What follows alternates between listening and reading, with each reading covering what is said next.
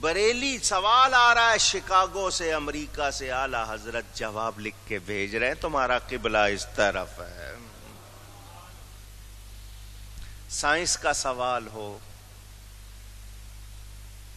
Mathematics کا سوال ہو،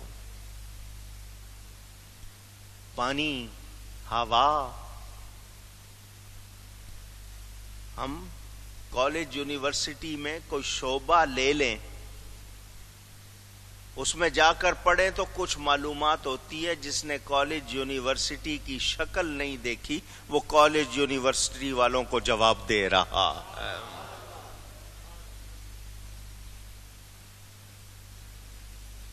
آواز کے مسئلے، سب سے بڑا کارنامہ ان کا عشق رسول صلی اللہ۔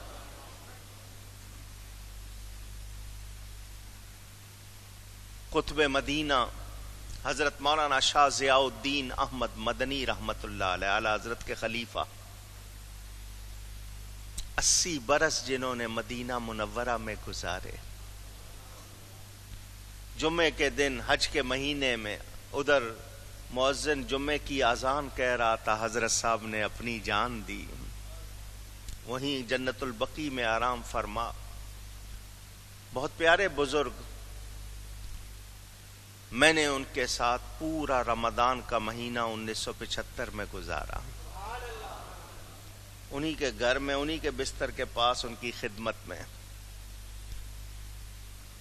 انہوں نے مجھے یہ بات بتائی تھی، اعلی حضرت ٹانگیں پھیلا کے نہیں سوتے تھے، ٹانگیں پھیلا کے نہیں سوتے، اپنے دونوں ہاتھ جوڑ کر دائیں گال کہتے ہیں آپ، رخسار کہتے ہیں، گال کے نیچے رکھتے تھے، جسم کو تھوڑا سا سمیٹ لیا اور جہاں بیٹھے ہوتے تھے وہیں ٹیک لگا کر سو جاتے تھے۔ بائیں طرف سے کوئی دیکھے تو اس کو وہ پورا جسم لفظ محمد کی شکل نظر آئے۔ جس دن سے پتہ چل گیا کہ قبلے کے دائیں سمت بغداد شریف ہے، کبھی اس طرف پاؤں نہیں کیے، کبھی اس طرف پاؤں نہیں کیے۔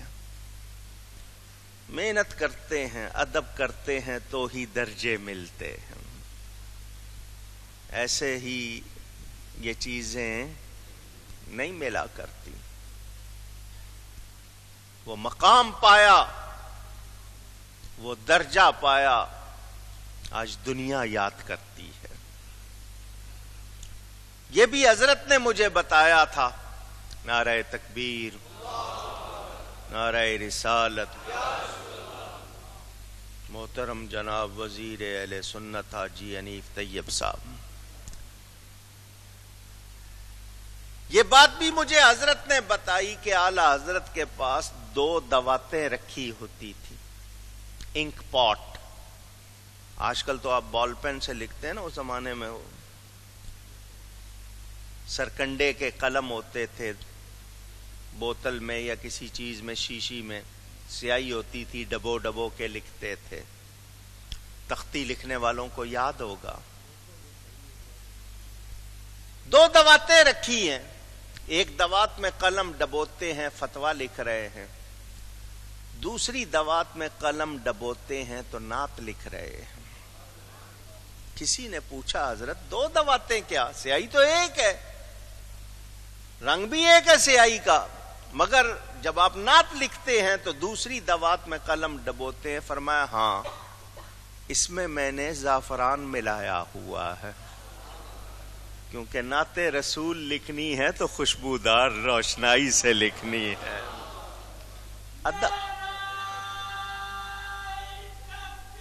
اللہ یا رسول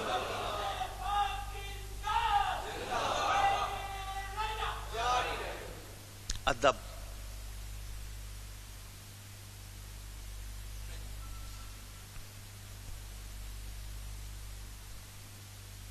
یہ واقعہ آپ کو بار بار سنایا ہے، آج کل کے نوجوانوں کو بار بار سنانا پڑتا ہے.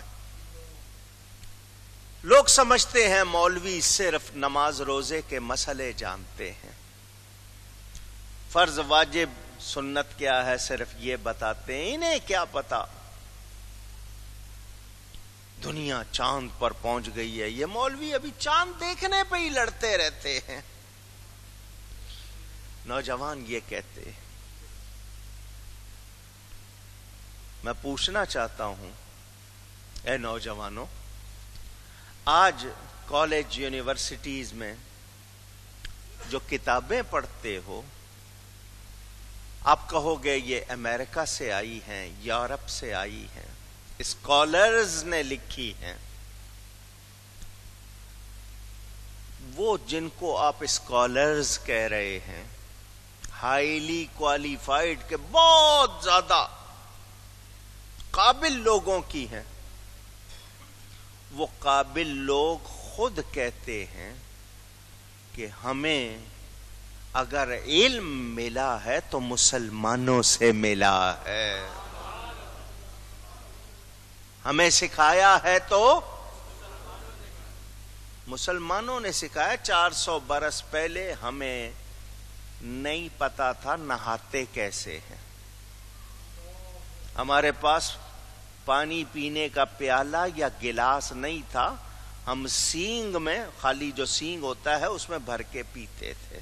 یہ ان کی اپنی کتابوں میں اعتراف موجود. میں پوری تقریر اس موضوع پر آپ کو سنا چکا ہوں، ریکارڈنگ موجود ہے کفر اور عالم اسلام. میری تقریر اس میں سن لینا، انہی کے حوالے میں نے آپ کو پڑھ کے سنائے تھے. آپ کی کتابیں انہوں نے پڑھ کر ان کو انگریزی میں جتنی ان کو سمجھ آئی ترجمہ کر کے دے دی. آپ سمجھتے ہو علم وہاں سے آ رہا ہے. اب میں اس بحث میں نہیں جاؤں گا کہ علم کس کو کہتے ہیں، میرے پاس اس ٹائم وقت نہیں ہے، پھر کسی وقت میں آپ کو بتاؤں گا. جاننا کیا ہوتا ہے.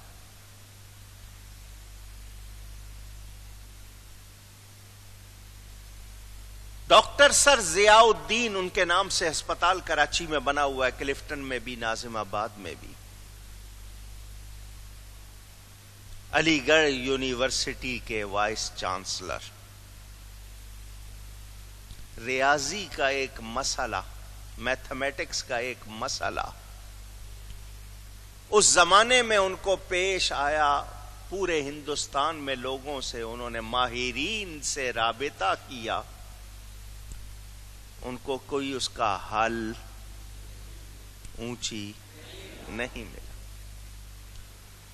مقامی لوگوں نے کہا آپ کو جرمنی جانا پڑے گا، وہاں اس کے ماہر آپ کو بتا سکتے ہیں، ہمارے یہاں کوئی موجود. یہ ٹیلی فون کی، ٹیلی کمیونیکیشن، رابطے کے مواصلات کی یہ سہولتیں اس دور میں. ڈاکٹر سر ضیاء الدین نے تیاری کی جرمنی جانے کی. مسئلہ نہیں تھا جتنا خرچہ ہوتا، ایک چیز حل کرنی تھی، جانا تھا. کو سیر تفریح کے لیے تو جا نہیں رہے تھے. سید سلیمان اشرف، سنی عالم بزرگ، وہ بھی یونیورسٹی میں تھے. انہوں نے کہا او اتنی دور جرمنی جانے کو تیار ہو، ذرا میرے ساتھ بریلی چلو. ڈاکٹر ضیاء الدین نے کہا یہ مسئلہ مولویوں کا، مولوی نماز روزے کے مسئلے جانتے ہیں، یہ ریاضی کا اہم مسئلہ پورے ہندوستان سے پوچھ چکا ہوں میں. کہ اتنی دور جرمنی جانا ہے نا، یہ 55 میل کا فاصلہ ہے، زیادہ نہیں ہے، صرف 55 میل کا فاصلہ ہے. گاڑی آپ کے پاس موجود ہے، 1.5 گھنٹہ لگنا ہے. ایک چلے چلو، بار بار کہا تو ان کا اچھا چلو. اعلی حضرت فاضل بریلوی انگریزی وضاقتہ، وضاقتہ کے معنی جو آپ نے لباس پہنا ہوا ہے، جیسا ہے ہلیا بنایا ہوا ہے، ہولیا کہتے ہیں آپ، یہ بنایا ہوا پسند نہیں کرتے تھے کہ مسلمان غیروں کا لباس پہنے، کیوں کہ پھر اس سے آپ کو لگاؤ شروع ہو جاتا ہے، غیروں کے طریقے اپنانے سے غیروں سے آپ کو لگاؤ شروع ہو جاتا ہے۔ آپ اپنا کلچر، اپنی تہذیب، اپنی ثقافت چھوڑ دیں تو پھر آپ کی پہچان کیا ہے؟ اپنی زبان چھوڑ دیں تو گونگے ہی ہوں گے نا پھر۔ یہ وائس چانسلر تھے، ٹائی لگاتے تھے، کوٹ پتلون پہنتے تھے۔ سلیمان اشرف صاحب نے اعلی حضرت کو پیغام دیا، ان کو کوئی سوال پوچھنا ہے، میں لے کے آ رہا ہوں، آتے ہی نہ ڈانٹ دیجئے گا، ذرا پہلے تھوڑا سا سمجھا لیجئے گا۔ چلے کالج کا ٹائم ختم ہوا، زور کے بعد نکلے، جب بریلی پہنچے اعلی حضرت کی بارگاہ میں تو عصر کی اذان ہو رہی تھی، عصر کی اذان ہو رہی تھی، اور اعلی حضرت آستینے چڑھا رہے تھے وضو کے لیے۔ اتنے میں یہ پہنچ گئے، ملاقات ہوئی، اعلی حضرت نے کہا جی فرمائیے۔ وہ چونکہ پورے ہندوستان سے پوچھ چکے تھے، ان کا جی میرا مسئلہ ذرا بڑا مشکل ہے، آپ نماز پڑھ لیں پھر بات کرتے ہیں۔ اعلی حضرت نے کہا بتائیے تو صحیح، سوال کیا ہے؟ اور ڈاکٹر صاحب کہنے لگے میں آیا ہوں پوچھ کے ہی جاؤں گا، نماز پڑھ لیجیے۔ اعلی حضرت نے کہا آپ بتائیے تو۔ اب ایک شخص پورے ہندوستان میں کتنا عرصہ لوگوں سے رابطہ کر کے پوچھ چکا، اس کے ذہن میں اس سوال کی اہمیت کتنی ہوگی؟ انہوں نے بیان کیا، اعلی حضرت نے آستینیں چڑھائی ہوئی ہیں، وضو کے لیے وقت رہ گیا ہے، 15 منٹ ہی ہوتے نا، 15-20 منٹ اذان کے بعد۔ اعلی حضرت نے اسی حالت میں جواب سنا دیا۔ اللہ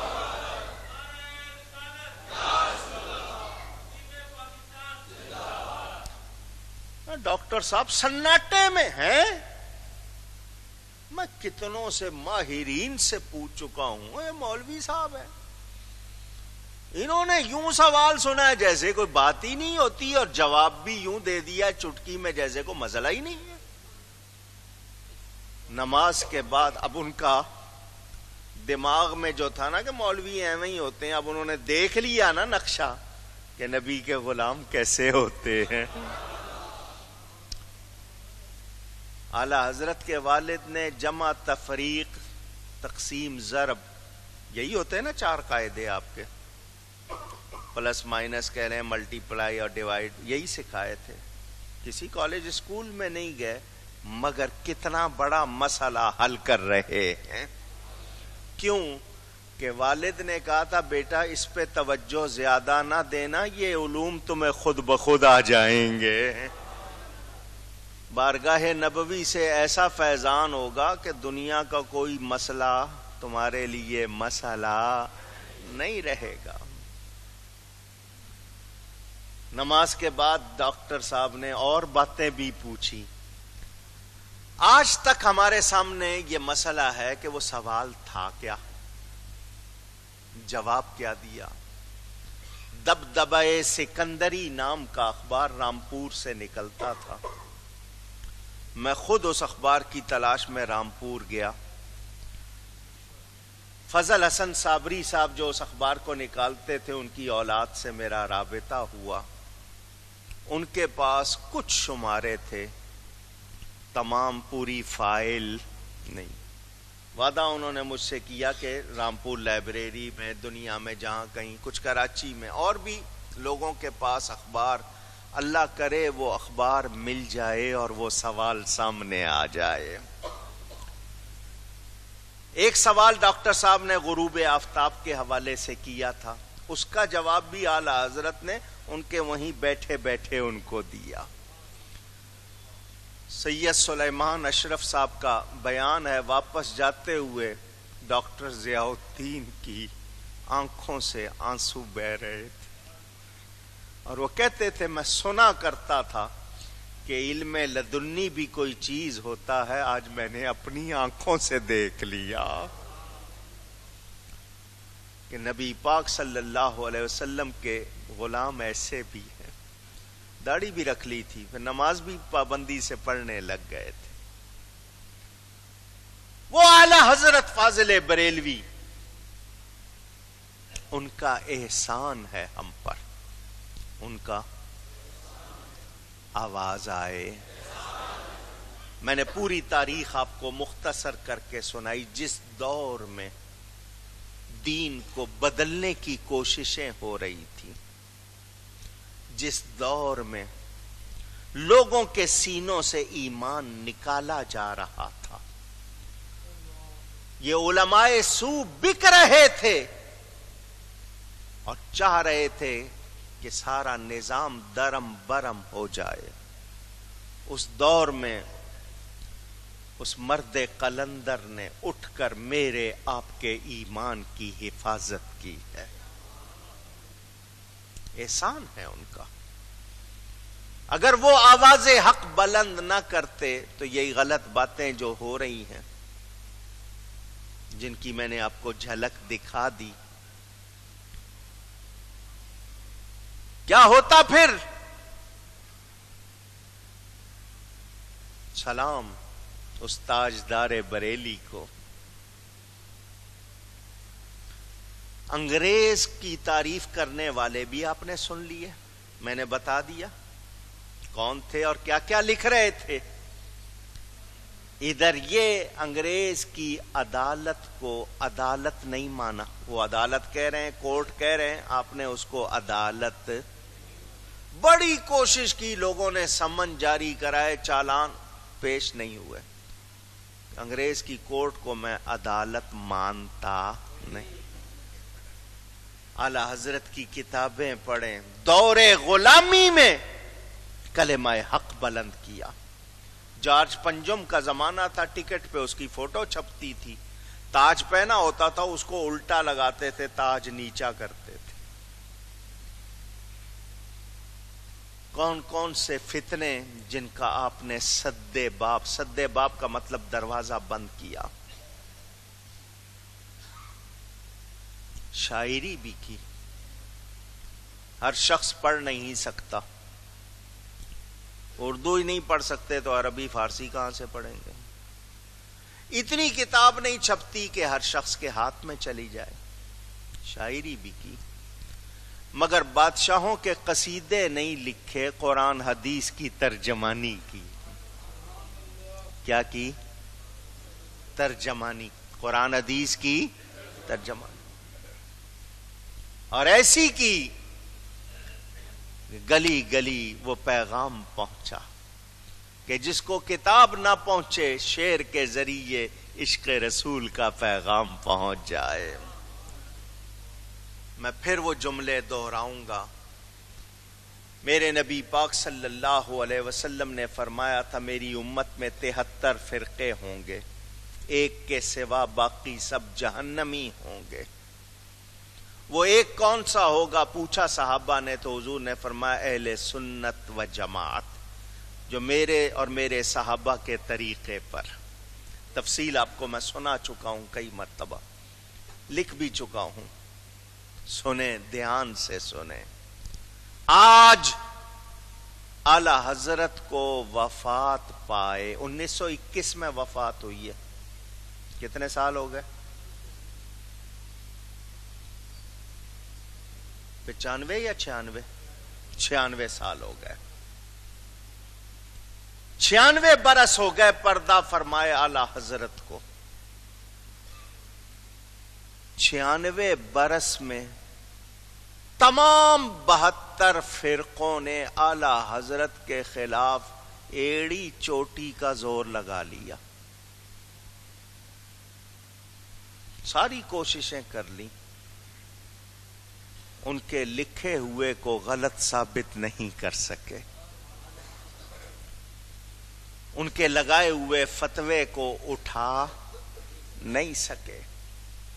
اب سنو، 72 فرقے ایک طرف، 72 اونچی فرقے باطل فرقے ایک طرف، ان کی کتابیں ایک طرف، ان کے مدرسے ایک طرف، ان کے ملا ایک طرف، ان کے مبلغ ایک طرف، ان کے ادارے ایک طرف، ان کی کوششیں ایک طرف، اکیلا میرا احمد رضا ایک طرف ہے۔ اللہ یار ابلا کر سکتے بھی نہیں، کیوں؟ جو نبی سے پیار کرتا ہے اس کو کیا مقام ملتا ہے؟ ملک سخن کی شاہی تم کو رضا مسلم، جس سمت آ گئے ہو سکے بٹھا دیے۔